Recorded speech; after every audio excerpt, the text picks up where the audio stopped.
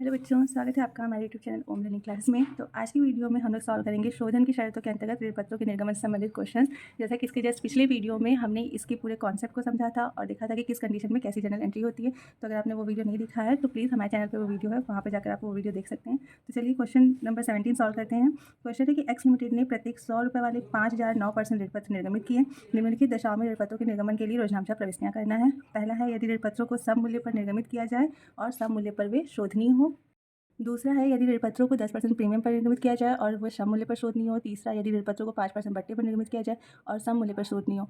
चौथा है कि सम मूल्य पर निर्गमन है, 10% प्रीमियम पर शोधन है। पाँचवा है कि 5% कटौती पर निर्गमन है जबकि 10% प्रीमियम के साथ शोधन है। और लास्ट है हमारा कि 5% प्रीमियम पर निर्गमन करके 5% प्रीमियम पर ही इनका शोधन किया गया है। तो चलिए जल्दी से इस क्वेश्चन को हम लोग देख लेते हैं। तो जैसा कि फर्स्ट कंडीशन है हम लोग का कि सम मूल्य पर निर्गमन हुआ है और सम मूल्य पर शोधन हुआ है। ठीक है, एंट्री क्या होगी? Bank account debit to 9% debenture application and allotment account हम लोग करेंगे। ये हो गई निर्गमन की एंट्री। फिर debenture application and allotment account को डिबेंचर्स अकाउंट में ट्रांसफर करेंगे। अब सम मूल्य पर निर्गमन है तो 5,000 ऋण पत्र है और एक ऋण पत्र की वैल्यू 100 रुपये है। तो उस हिसाब से टोटल निर्गमन कितने का हुआ? 5 लाख का। तो ये निर्गमन संबंधित एंट्री होगी। उसके बाद क्या करेंगे? शोधन की 2 एंट्री होगी। तो सबसे पहले डिबेंचर्स अकाउंट को डिबेंचर होल्डर्स अकाउंट में ट्रांसफर करेंगे और फिर उसके बाद डिबेंचर होल्डर्स को उनका भुगतान करेंगे, क्योंकि सब मूल्य पर ही शोधन है तो यानी कि 5 लाख का ही हमें शोधन भी करना होगा। ठीक, उसके बाद दूसरी कंडीशन जो हमारी दी हुई है कि 10% प्रीमियम पर निर्गमन किया गया है जबकि शोधन जो है वो सम मूल्य पर हो रहा है। ठीक है, तो निर्गमन में तो सबसे पहले एंट्री नॉर्मल सिंपल सी bank account debit to 9% debenture and application and allotment account करेंगे। अब क्योंकि यहाँ पे वैल्यू क्या है? 10% जो है प्रीमियम है, तो 5,000 ऋण पत्रों की वैल्यू कितनी हो गई? एक ऋण पत्र की वैल्यू 110 रुपये के हिसाब से। 10% प्रीमियम का मतलब क्या हुआ? 100 रुपये का 10% यानी कि 10 रुपये प्रीमियम। तो टोटल वैल्यू कितनी हुई? एक ऋण पत्र की 110 रुपये। तो उस हिसाब से निर्गमन जो है वो हुआ है 5,50,000 रुपये के हिसाब से। और फिर क्या करेंगे? एप्लीकेशन एंड अलॉटमेंट का जो मनी मिला है उसको डिबेंचर्स अकाउंट में, और क्योंकि प्रीमियम है तो सिक्योरिटी प्रीमियम रिजर्व अकाउंट को भी क्रिएट करेंगे। इसमें हम लोग प्रीमियम की वैल्यू दिखाएंगे 5,000 ऋण पत्रों पे 10 रुपये प्रीमियम, और एक प्रीमियम एक ऋण पत्र की जो वैल्यू है वो है कितनी है? 100 रुपये। वो डिबेंचर्स के सामने दिखाएंगे। ठीक, ये हो गया निर्गमन का। अब शोधन तो सम मूल्य पर ही हुआ है तो सिंपल सी entry debentures account debit to debentures holder, पहले ट्रांसफर होगा और उसके बाद उनको भुगतान करने की एंट्री कर देंगे। कितना वैल्यू होगा? तो 5 लाख ही होगा, यानी कि 100 रुपये के हिसाब से। तीसरा कंडीशन हमें दिया हुआ है कि 5% जो है वो कटौती पर निर्गमन हुआ है जबकि शोधन जो है वो सम मूल्य पर हुआ है। 5% कटौती का मतलब कितना हुआ? 100 रुपये का 5% यानी कि 5 रुपये, यानी कि 100 में से 5 रुपये कम करेंगे तो एक डिबेंचर की वैल्यू यहाँ पे कितनी रखी गई है? 95 रुपीज़। तो 5,000 ऋण पत्रों का 95 रुपीज़ के हिसाब से हमने निर्गमन किया तो कितना मिला होगा? 4,75,000 रुपये। और फिर हम लोग ट्रांसफर करेंगे डिबेंचर्स अकाउंट में, तो क्या होगा? 9% debenture application and allotment account भी डेबिट करेंगे। फिर क्योंकि डिस्काउंट ऑन इशू है तो उसे भी डेबिट करेंगे और 2 डिबेंचर्स अकाउंट हो जाएगा। डिस्काउंट का प्राइस कितना होगा? तो 5,000 ऋण पत्रों का 5 रुपये के हिसाब से कितना डिस्काउंट हुआ? 25,000। और एप्लीकेशन एंड अलॉटमेंट मनी आपका 4,75,000 और टोटल डिबेंचर्स की वैल्यू कितनी है? 100 रुपये। तो उस हिसाब से 5 लाख रुपये डिबेंचर्स अकाउंट के सामने दिखा देंगे। तो ये तो निर्गमन की एंट्री हो गई। अब शोधन सम मूल्य पर हो रहा है तो उसकी एंट्री कर लेंगे।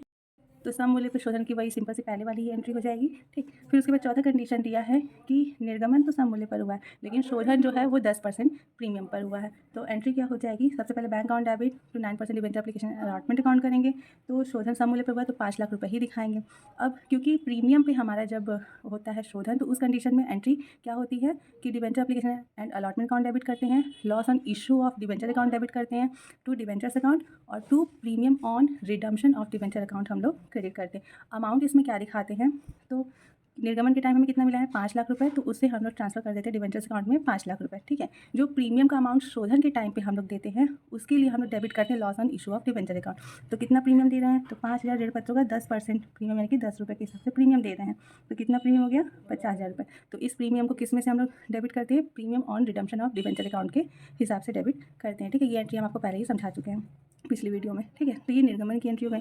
फिर हम लोग क्या करेंगे? भुगतान करने की एंट्री। तो क्या होगा? डिबेंचर्स अकाउंट डेबिट करेंगे, premium on redemption of debenture account भी डेबिट करेंगे, टू 9% डिबेंचर होल्डर्स अकाउंट करेंगे, क्योंकि डिबेंचर होल्डर्स में उनको जो हमें राशि भुगतान करनी है वो ट्रांसफर होगी। तो 5 लाख तो डिबेंचर की नॉर्मल वैल्यू और 50,000 जो हम लोग प्रीमियम भुगतान करेंगे, टोटल कितना ट्रांसफर होगा? 5,50,000। फिर लास्ट में हम लोग क्या करेंगे? उनको पेमेंट 5,50,000 रुपये का कर देंगे। ठीक, उसके बाद जो हमारा पाँचवा कंडीशन दिया है वो क्या दिया हुआ है? तो इसमें बोला है कि जो निर्गमन है वो 5% कटौती पर होगा जबकि शोधन जो है वो 10% प्रीमियम पर होगा। ठीक है, तो देखिए एंट्री जो है वो सेम हमारी पिछली वाली ही एंट्री होगी, एंट्री में कोई वो नहीं है। अमाउंट जो है वो क्या होगा? यहाँ पर 5% कटौती पर निर्गमन है तो 5,000 ऋण पत्रों का कितना हो गया? 95 रुपये के हिसाब से निर्गमन हुआ, वो दिखा देंगे। और यहाँ पर जो loss on issue of debenture है, इसमें हम आपको पिछले वीडियो में समझा चुके हैं कि जो लॉस रहेगा इशू ऑफ डिबेंचर उसमें हम लोग क्या करेंगे? जो कटौती है और प्लस शोधन के टाइम का प्रीमियम है उन दोनों के अमाउंट को ऐड करके दिखाया जाता है, तो उन दोनों को ही हम लोग ऐड करके दिखाएंगे। ठीक, इसके बाद शोधन की एंट्री हो जाएगी। तो शोधन की एंट्री भी सेम वही रहेगी जो भी हम लोगों ने पहले देखा था। तो अमाउंट वही रहेगा, प्रीमियम के साथ 5,50,000 रुपये दिखा देंगे। लास्ट हमारा कंडीशन दिया है कि प्रीमियम पर ही निर्गमन है और प्रीमियम पर ही शोधन है, तो इसकी एंट्री भी यहाँ पर एकदम सेम वही एंट्री होगी, बस अमाउंट में चेंज है। तो क्या चेंज है, क्योंकि 5% प्रीमियम पर निर्गमन है तो 5,000 ऋण पत्रों का निर्गमन जो है वो कितना होगा, 105 रुपये के हिसाब से, क्योंकि 5% प्रीमियम यानी कि 5 रुपये एक्स्ट्रा हम लोग उसमें ऐड करेंगे। ठीक, तो 105 रुपये के हिसाब से निर्गमन हुआ। ट्रांसफ़र जब हम लोग करेंगे तो यहाँ पर अमाउंट में क्या ट्रांसफ़र करेंगे, थोड़ी सी एंट्री चेंज क्या होगी कि यहाँ पे to security premium reserve account को भी हम लोग क्रिएट करेंगे। क्यों, क्योंकि निर्गमन के टाइम पे भी प्रीमियम है। तो अमाउंट क्या क्या दिखाएंगे, तो सबसे पहले डिवेंचर एप्लीकेशन एंड अलॉटमेंट के सामने हम लोग टोटल 5,25,000 रुपये दिखाएंगे, जो कि इसका रियल वैल्यू है।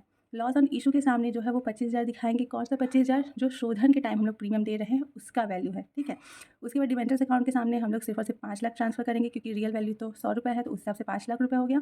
और इसमें ये जो 25,000 है वो किसका है, प्रीमियम की वैल्यू है, तो वो सिक्योरिटी प्रीमियम रिजर्व अकाउंट में ट्रांसफर होगा। और जो भुगतान के टाइम पर प्रीमियम देना है उसकी वैल्यू जो है वो प्रीमियम ऑन रिडम्पशन के सामने क्रेडिट किया जाएगा। ठीक है, तो ये जो है ये भुगतान के टाइम का प्रीमियम है, ये जो है ये निर्गमन के टाइम का प्रीमियम है, और ये हमारे जो ऋण पत्र हैं उनकी नॉर्मल वैल्यू है। ठीक, तो ये हो गया। उसके बाद लास्ट में हम लोग जो है भुगतान करने की एंट्री कर देंगे, तो सेम जैसे अभी पहले एंट्री हुई है प्रीमियम पे भुगतान की, वही एंट्री कर देंगे। ठीक है, तो आई होप कि आप लोग को ये क्वेश्चन काफ़ी अच्छे समझ में आएगा। अगर आपने पिछला वीडियो देखा है तो ये वीडियो में आपको कोई भी दिक्कत नहीं हुई होगी। तो चलिए मिलते हैं नेक्स्ट वीडियो में।